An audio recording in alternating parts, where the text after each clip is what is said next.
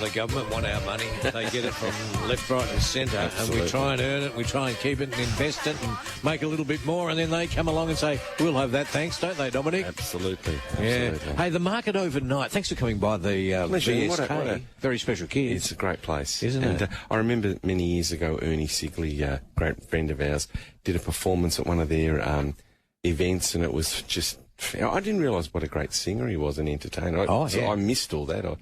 But, wow, he was good. Yeah, it was too. Now, the markets overnight, what happened? The Dow was pretty ordinary, actually, but the Dow Jones Industrial Average put on 54 points to 42,270, while the S&P 500 was flat, and the Nasdaq gave back 62 points to 19,114. Across Atlantic, London's FTSE was 56 points higher to 8,772, with the French, German and Italian bourses mixed. West Texas Minute was slightly lower at $60.79 a barrel, whilst gold gave back $28.50 to a healthy still $3,315.40 US an ounce, which is quite amazing. The A dollar was lower against the greenback and is currently buying 64.31 US cents, which is where I like it, a little bit less than 64 for us as exporters. And the ASX 200 SPY is 8 points higher, which means we'll have a positive start hopefully on Monday morning, following yesterday's effort where our market put on 25 points to end the session at 8,438. Now, tomorrow is the first day of June, which gives us 30 days exactly till the end of the financial year. Do you believe it, Dan? No, I don't. What? Let's go. Where's... I can remember, it was New Year's Eve yesterday. I'm with you, Darren, and time is almost running out to boost your super. So we've got some quite complex rules, but the outcomes are quite brilliant if you tick them off in the right order. So you can boost your super up to $480,000 and set yourself up for retirement with 1 June around the corner. You've only got till the 30th of June to get yourself organised, and it's very important you do these in the right order. Catch-up contributions.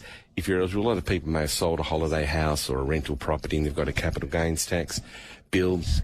If you cleverly plan with superannuation contributions, if you qualify, not everybody can do this, but if you do that first, you can reduce a lot of your capital gains tax liability. Yeah. Not all of it. Depends on the size of Like putting money into your super? Yeah, because you can do catch-up contributions, give you a larger superannuation tax deductible contribution than the standard 30,000. So you can do up to, probably 90,000, or that'd be probably 89,000, I think is the max. Yeah. But that can help you wipe out a lot of capital gains tax. But you've got to do it in the right order. Don't do one before you do two. Do two before you do one. It's a complicated How do you know what to do first? See your accountant. Yes. Actually, this is probably more a financial advisor's area, but accountants are very well trained in this area as well.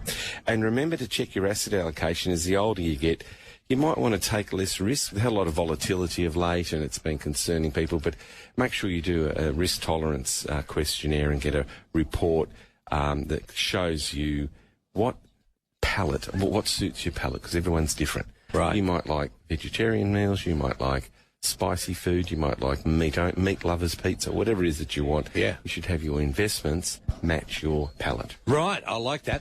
Now, the number is 133693. If you call that now, you'll get straight through. Ash has called. Good morning to you.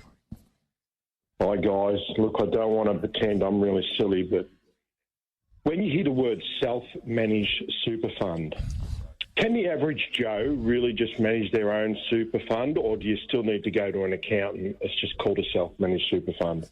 Ash, look, to be absolutely honest with you, anybody who has got a bit of time on their hands, I think, and some nous can run their own self-managed super fund. You'll have to get it audited at the end of the year. But there's one important point I'd like to make. Costs you a few grand a year, doesn't it? Well, it does.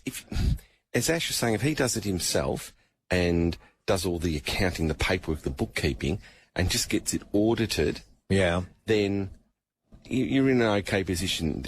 You can save a lot of costs, but not everybody has the bookkeeping and accounting skills to prepare financial accounts. Yeah. But if you can save some money. But there's a really important distinction I'd like to make, and it's often not abused deliberately, but deliberately. It's often confuses people.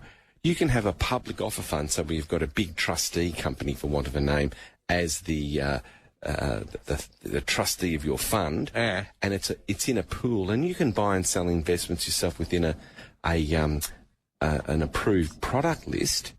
and it's not really Like shares, property. Yeah, some of them are allowed to do property, but certainly you can buy a wide range of investments which would satisfy most people's palates, and you don't have to go through the trouble of having a self-managed super fund.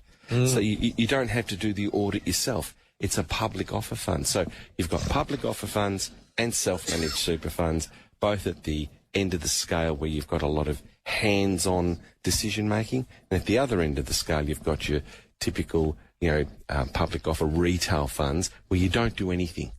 You just let they're all done by an industry fund or a retail fund. Yeah. Does that answer your question there, Ash? It does, but to do a self-managed super fund, do you go to the ATO to get a particular form, or? Yeah, look, great question. I should have said that. If you go to the ATO website, there's a humongous amount of information. Little videos are a bit daggy, but I quite like them. They get to the point. Right. Stick figure video or something like that. Oh, They might have updated them now. But there's heaps of information. You can do it all yourself. You can do it all yourself. It's probably best to get an accountant to do that or a financial advisor. Now, under the law, you'll need to get a statement of advice, which can cost a few grand before you set up a self-managed super fund, because if I advise you for an accountant, I happen to be an accountant and a financial advisor, but if an accountant or a financial advisor that's licensed influences you to set up a self-managed super fund, they say it's a great idea, do this, they need to do it in writing and tick all the boxes from a compliance perspective. Hey, good luck with it, Ash. Thanks for the call. Appreciate it. To Graham, good morning. Hello, Dominic. I've just got a question about my self-managed super fund. This is the last financial year that I'll be having one of those because I'm in the process of closing it down. How come you're closing it, Graham? Do you mind me asking? Oh, trouble with the trustee, my age, everything else. My health's not too good anyway. Anyway, there's only 2 interest rate payments and a savings account payment that's happened in this financial year. So would it cost very much to do the last tax return to the accountant? Probably not. If you've only got 3 transactions and you've got a bank account and then you're going to roll the money over or take the cash?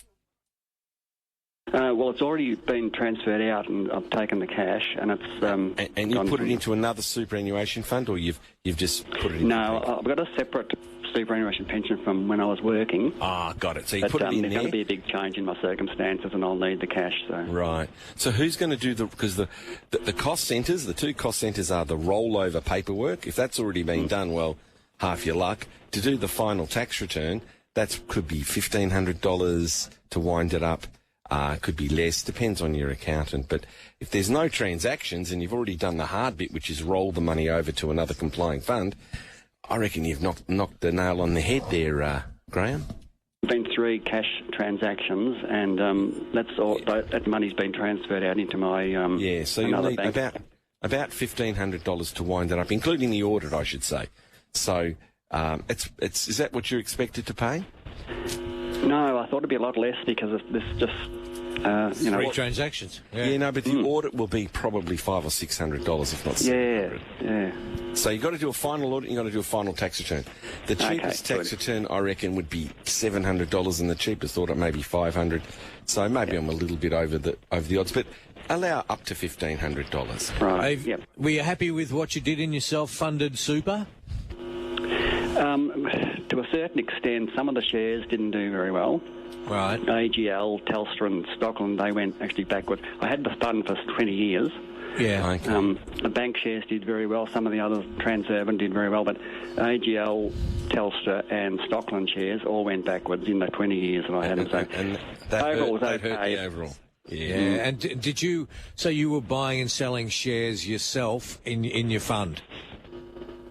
No, they were... I did it through an accountancy firm 20 years ago, and they bought those shares on my behalf. Right. And they did very well for the first 3 or 4 years, especially AGL and Telstra. But for most of the 20 years, they went backwards. So no capital growth at all. Yeah. But the bank shares did very well. Transurban did very well. Some of the others did very well too. But so I made some money, but not as much as I thought. Would you do it again? Probably. If I was a bit too trusting to start with. I should have bought more bank shares right at the start. Yeah, no, Graham, it's funny. It's always the way. Don't ever think that you can buy the ones that went up, because at the time you don't know they're going to go up. No, you don't know. So it's. I hear this all the time. I wish I'd have done. You can't do it. You cannot look through the retrospectoscope unless you've got a TARDIS and you go forward and go, well, these are the. Or you've got that fantastic book from Back to the Future, which has got all the almanac. The almanac. So I've heard many people say that, and it's impossible. But I'm glad you've got your superannuation fund sorted out. Good on you, Graham. Dominic Alafaci, lovely to see you, Dominic.